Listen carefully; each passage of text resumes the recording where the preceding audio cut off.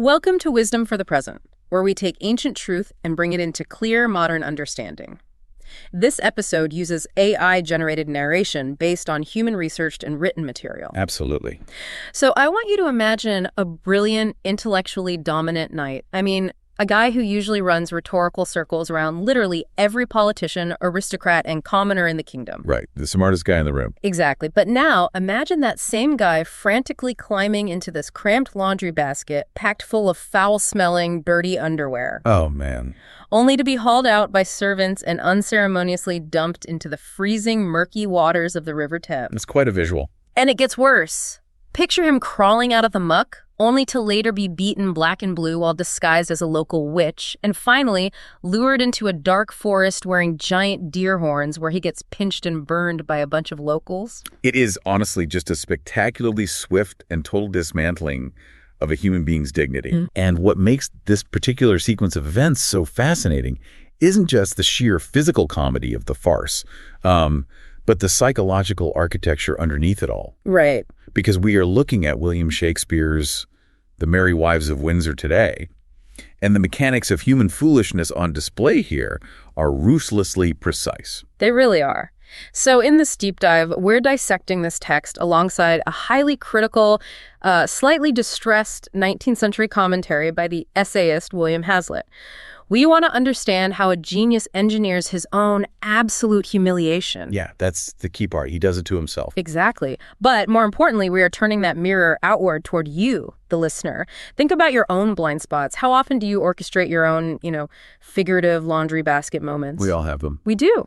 And to get to the bottom of that, we really have to look past the physical pranks and examine the twin pathologies driving every ounce of dysfunction in this town, which are unchecked, monumental ego, and a totally consuming weaponized paranoia. Right. Those two pathologies are brilliantly isolated in the two central male figures of the play.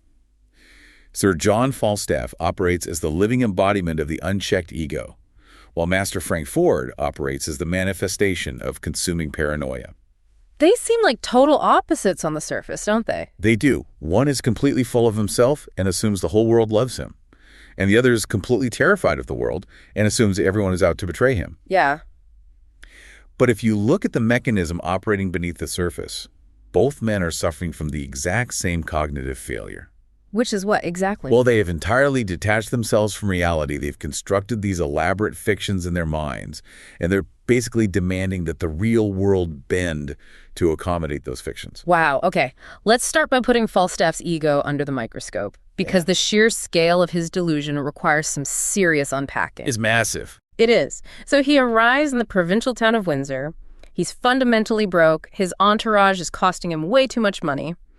And he decides his best financial strategy is to seduce the wives of two wealthy townsmen, Mistress Ford and Mistress Page. Yeah, the premise itself is arrogant. Yeah.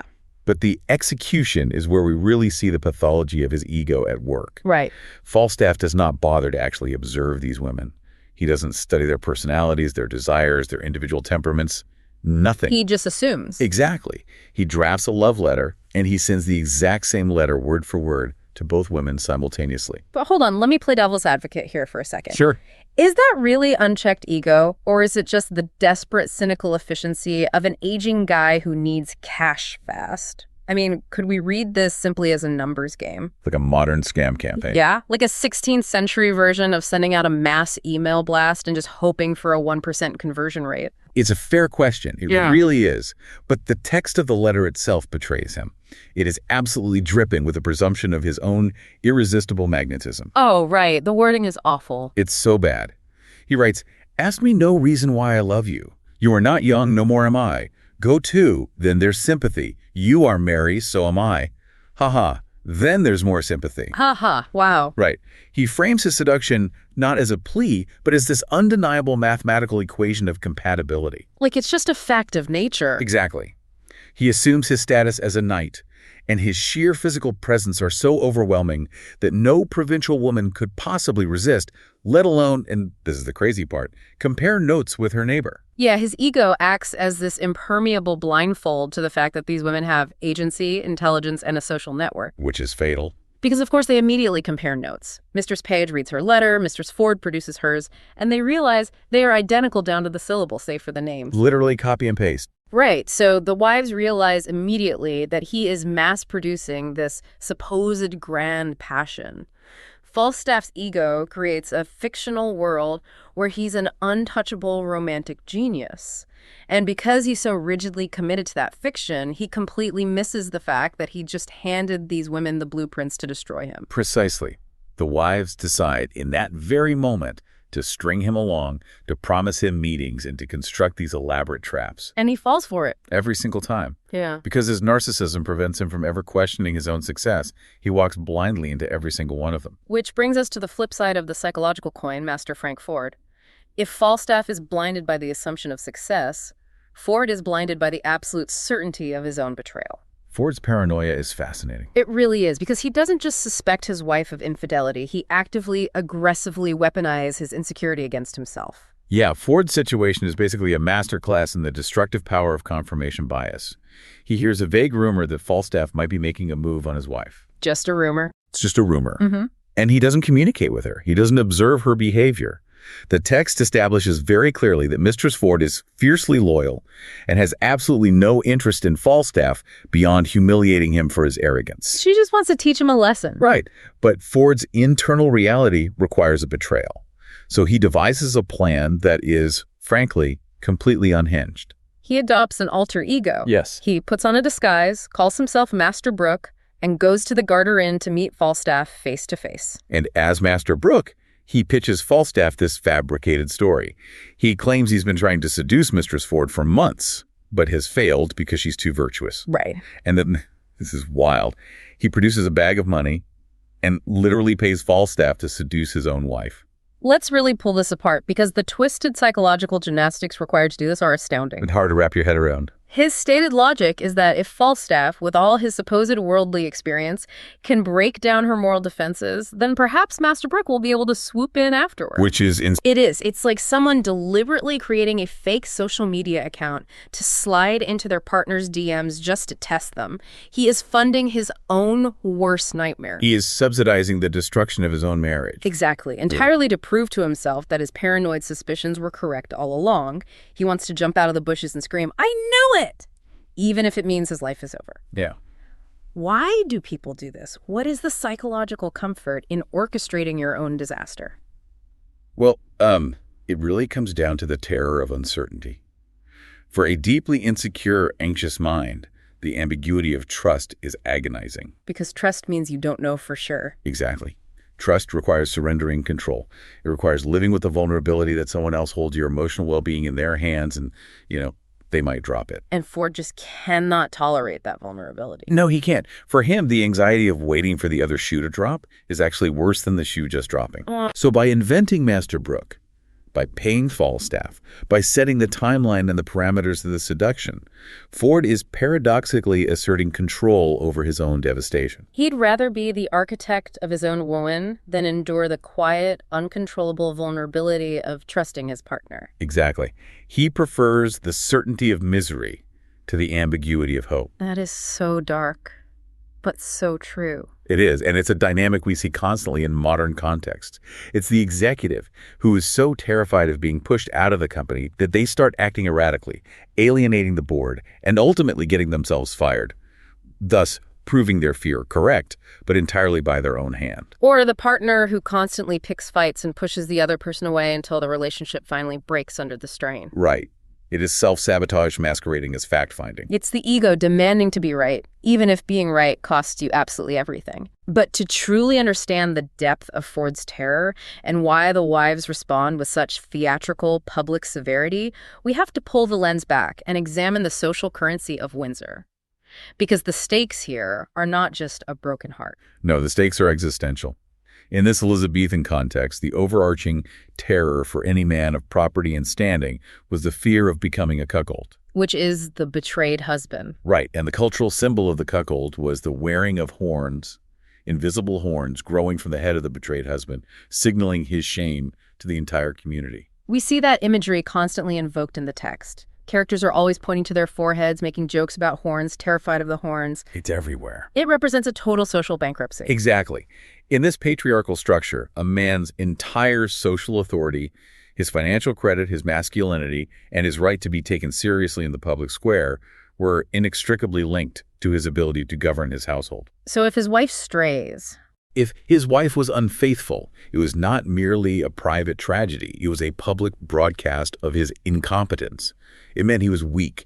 It meant he was a fool. This sheds a lot of light on Ford's manic state, because he has a soliloquy where he tries to calculate the extent of his impending humiliation.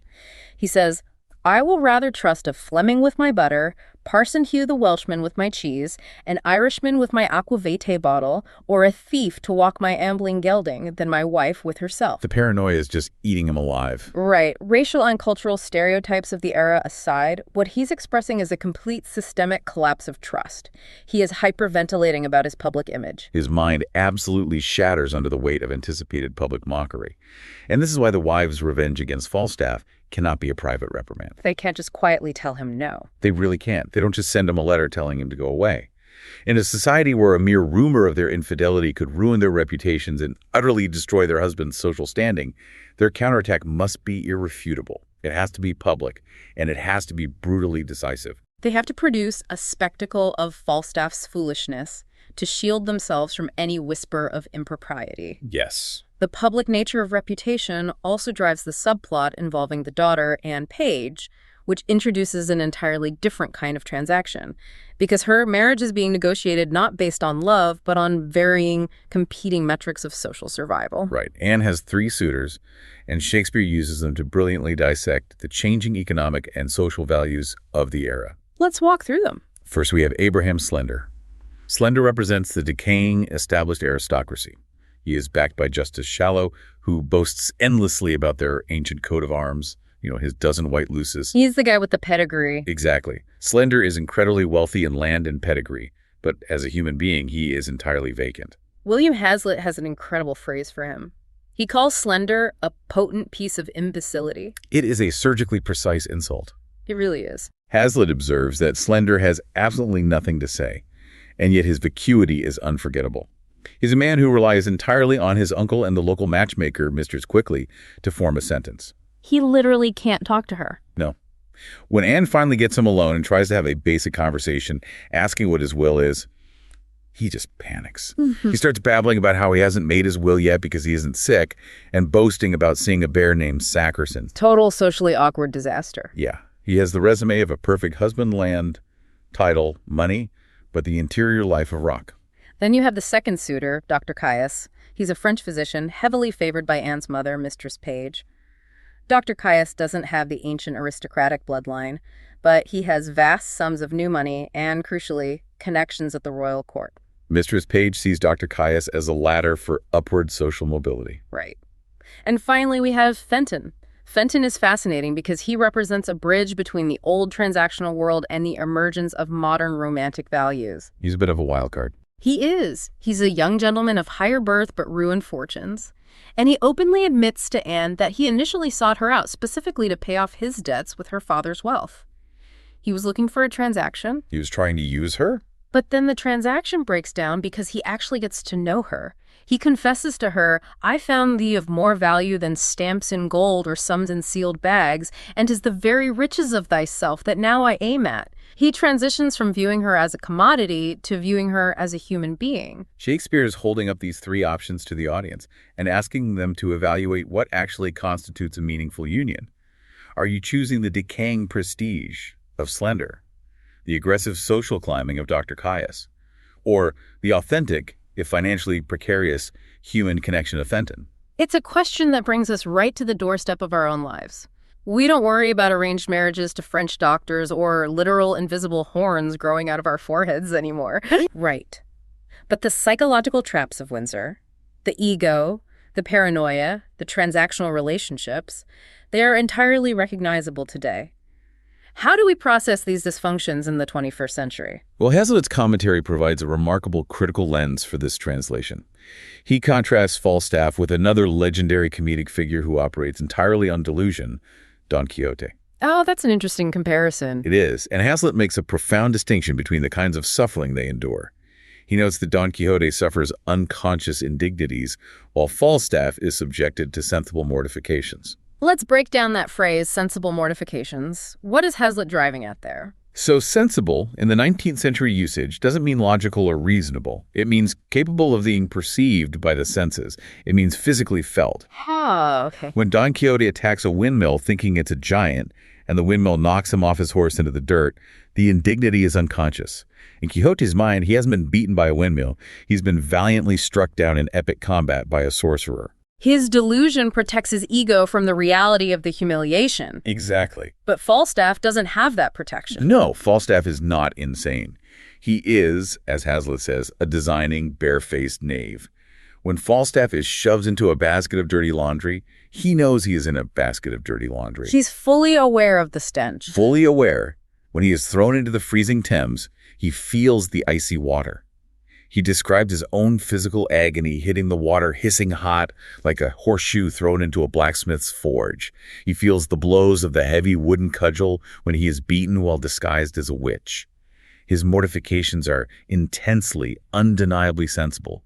He feels every ounce of the degradation. And yet, and this is a truly staggering part, he keeps going back. He survives the river, goes back to the tavern, drinks some warm wine, and Mistress quickly walks in with another invitation from the wives, and he accepts it. He just can't help himself. He gets beaten black and blue as a witch escapes, and when a third invitation arrives to meet in the woods at midnight, he says, "This is the third time. I hope good luck lies in odd numbers." He is entirely aware of his suffering, and yet he voluntarily subjects himself to the cycle again and again. This is the modern Falstaff cycle. Yeah. It is the psychology of the sunk cost fallacy fused with an impenetrable ego. We see this everywhere. Think about the person who repeatedly engages in a highly toxic, destructive relationship cycle. Oh, but definitely. They are emotionally thrown into the river. They are fully aware of the pain, the betrayal, the freezing shock of reality. They know they have been humiliated. And yet, when that text message arrives at 2 a.m. saying, "I miss you," the ego kicks in. The ego says, this time I can fix it. Yes. This time, I will master the situation. If I walk away now, the previous humiliation was permanent. But if I go back and win, I rewrite the narrative. Because admitting defeat requires an ego death. To say, I was fooled, I was weak, and I lost, is a psychological burden that Falstaff, and frankly many of us, refuse to bear. It's too painful. It is. Going back for a second or third attempt is fundamentally a defense mechanism. It's the ego desperately trying to snatch a victory from the jaws of absolute humiliation, choosing repeated physical or emotional trauma over the simple, painful admission of having been wrong. It is exhausting just to contemplate, but as destructive as Falstaff's ego cycle is, the paranoia of Master Ford seems to take an even heavier toll. I mean, Falstaff is physically beaten, but Ford's mind literally unravels. In his notes, Hazlitt brings in a passage from another Shakespeare text, The Comedy of Errors, to deeply anatomize the nature of jealousy. Yes, Hazlitt points to the abbess's speech to Adriana in The Comedy of Errors to illustrate Shakespeare's profound understanding of the psychosomatic reality of jealousy. It's a great connection. The abbess describes how the venomed clamors of a jealous woman poison more deadly than a mad dog's tooth. She traces this terrifying physiological cascade. Right, she outlines the physical toll. Exactly.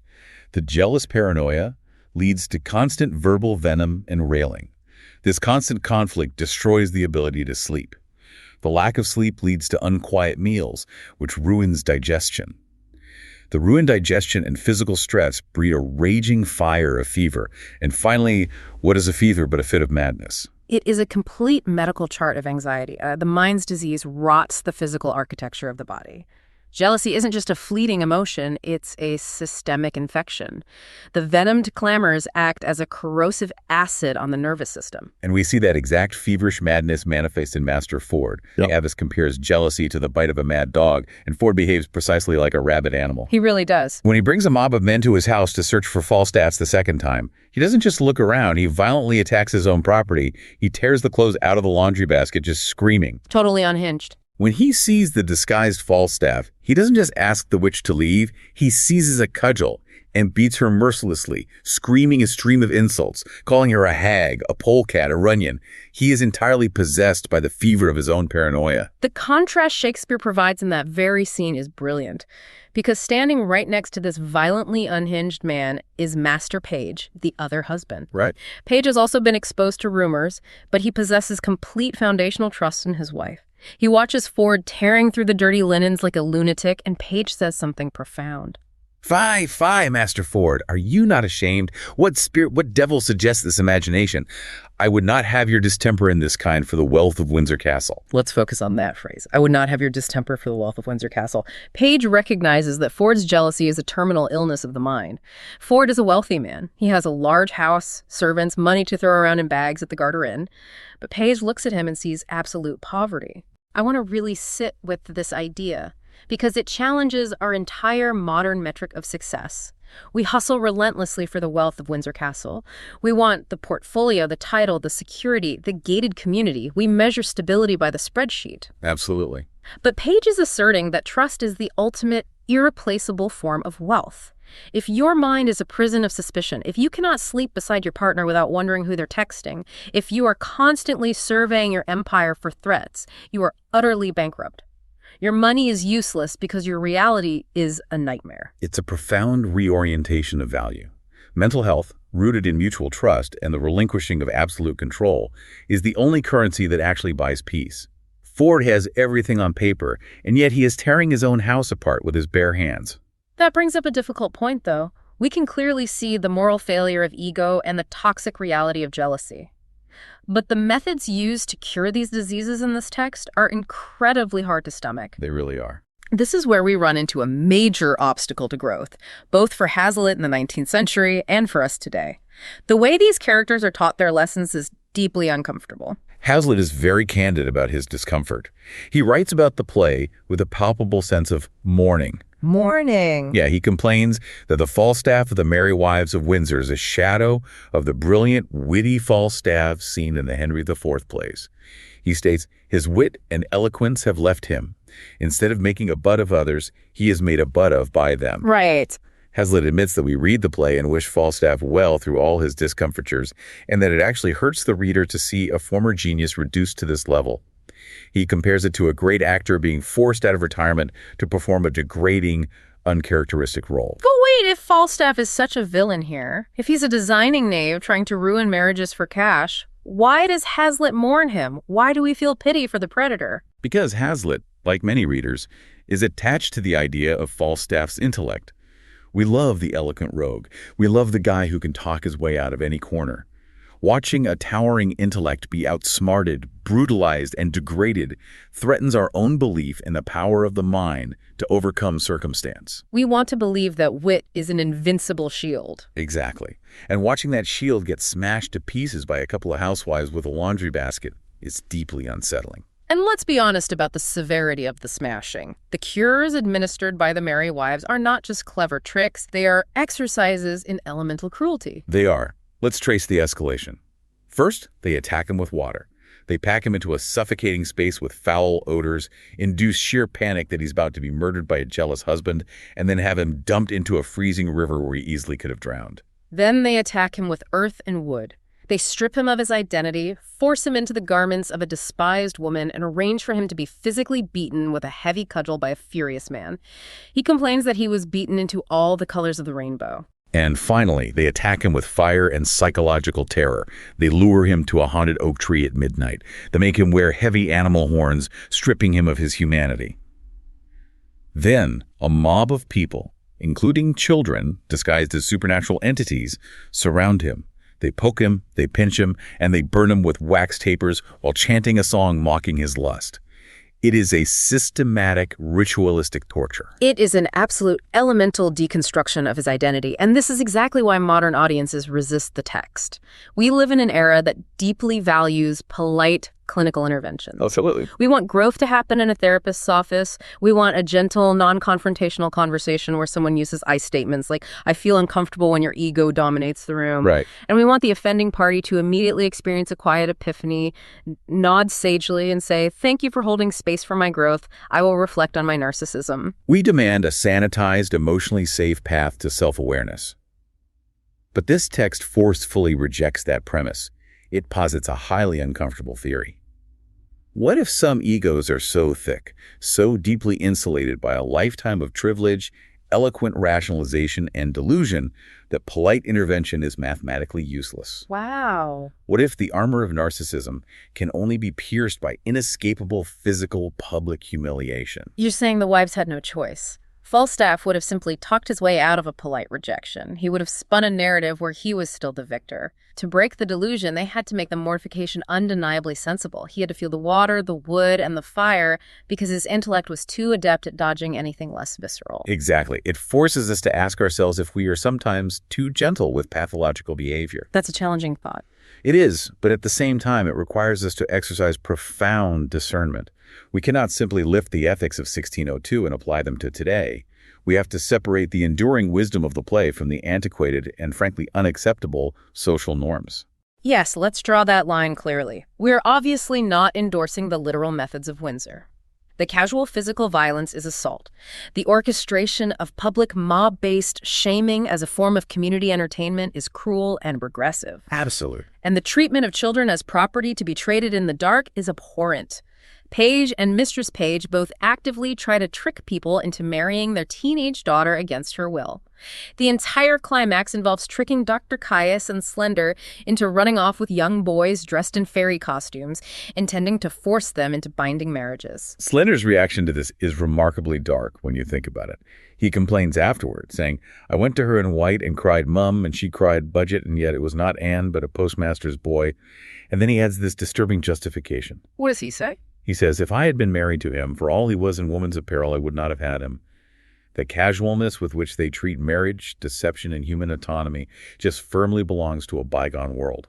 Right. So if we strip away the physical violence, the mob mentality, and the arranged marriages, what actually survives? Where is the enduring wisdom that we can take with us? What endures is the profound necessity and power of the reset. Notice how the play resolves. In many classical stories dealing with ego, betrayal, and jealousy, the narrative ends in tragedy. The jealous husband murders his wife, as in Othello. The arrogant man is permanently exiled or destroyed. Right. But The Merry Wives of Windsor is a comedy, and its ultimate goal is restoration. Once the illusions are violently shattered, once the undeniable truth is dragged into the cold light of day, the community does not fracture. It heals. The final scene in the woods is a masterpiece of de-escalation. The fairies finally take off their masks. Falstaff looks around, the adrenaline fades, the terror subsides, and the absolute reality of his situation lands. He doesn't try to formulate a witty excuse. He simply says, I do begin to perceive that I am made an ass. The ego breaks. And concurrently, Ford is forced to look at the elaborate staging his wife created just to prove her loyalty and punish her pursuer. The evidence of her virtue is overwhelming. Ford turns to the Welsh parson and says, I will never mistrust my wife again till thou art able to woo her in good English. The fever of paranoia breaks. Both men are stripped of the fictions that were making them insane. And in that precise moment of bare, unadorned reality, the tension entirely evaporates. Master Page, the man of trust, steps forward to anchor the community. He says to Falstaff, Yet be cheerful, knight. Thou shalt eat a posset tonight at my house, where I will desire thee to laugh at my wife that now laughs at thee. It is an invitation to communion. Mistress Page delivers the final lines of the play, cementing this restoration. Good husband, let us everyone go home and laugh this sport o'er by a country fire, Sir John and all. They invite the man who actively attempted to dismantle their marriages back into their home. To sit by their fire, share a warm drink, and laugh about the absurdity of their shared human frailty. It reminds me of the aftermath of a massive, high-stakes rupture in a family or a corporate board. Everyone has been posturing, hiding behind titles, nursing secret resentments. Finally, an explosive confrontation happens. The ugly truth is dumped on the table. It's brutal. But once the absolute truth is spoken and the political masks are removed, there is often this incredible collective exhale. Yes, that sigh of relief. Someone finally says, all right, The worst is out. We are all flawed. Let's get a drink. The enduring wisdom is that radical forgiveness and community integration are entirely possible, but only after complete accountability has been achieved. They don't forgive Falstaff while he's still running his con. They forgive him the moment he admits he is an ass. Truth is the prerequisite for grace. That is the gold extracted from the dirt of the text. So how do we forge that gold into tools for you, the listener? We can derive 3 specific rigorous practices to apply these ancient mechanics to a modern life. Let's get practical. Practice number 1 is what we'll call the identical letter test. This is a targeted audit of your own ego. Think about your current interactions, whether in your career, your leadership role, or your personal life. Are you treating the people around you as interchangeable NPCs, non-player characters, whose only function is to validate your brilliance? Are you sending the metaphorical identical letter? Exactly. You need to look for areas where you are relying on your title, your past successes, or your sheer presence, rather than engaging in the actual work of connection. Are you walking into client meetings completely underprepared, assuming your charm will carry the day? Are you mass applying to jobs with a generic resume, refusing to acknowledge the specific culture of the companies, and then blaming the market when you were rejected? Or in your relationships, are you using the exact same emotional playbook on your current partner that you used on your ex?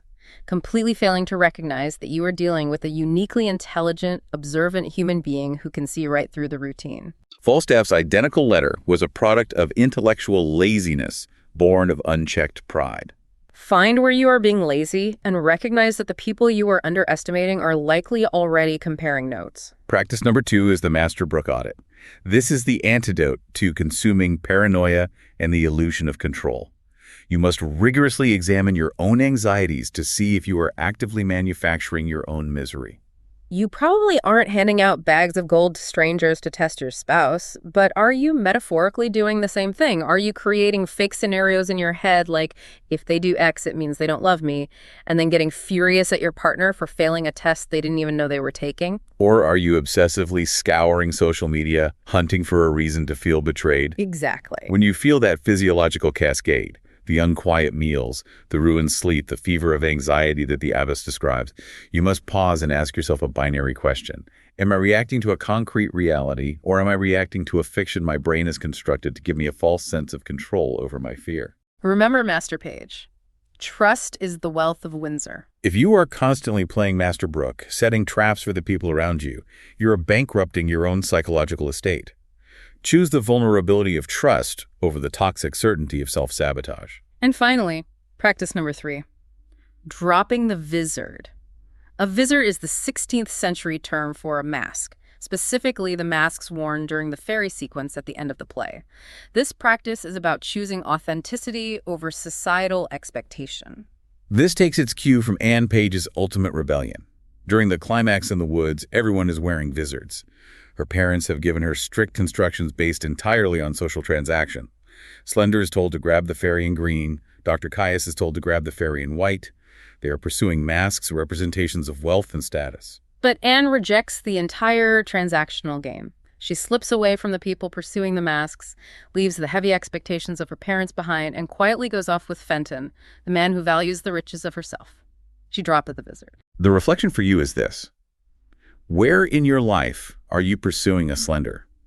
Where are you committing your time, your energy, or your heart to something simply because it looks impeccable on a resume?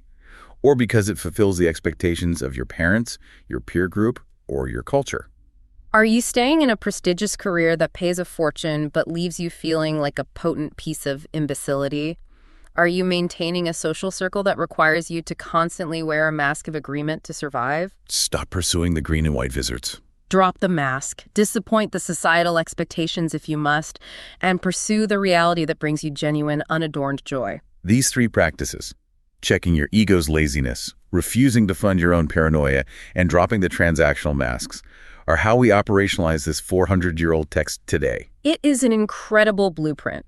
As we bring this deep dive to a close, I want to leave you with one final provocative image to hold on to. Circle all the way back to that dark forest at Herne's Oak. Think of Falstaff, lying flat on his face in the dirt, absolutely paralyzed by terror. The climax of his humiliation. He believes he is surrounded by magical, malevolent fairies. He covers his eyes and says, "They are fairies. He that speaks to them shall die." All wink and couch. No man their works must die. He is convinced that supernatural forces have arrived to exact divine retribution upon him. But step outside of his mind for a moment and look at the actual reality of the scene. They aren't fairies. They aren't gods or demons.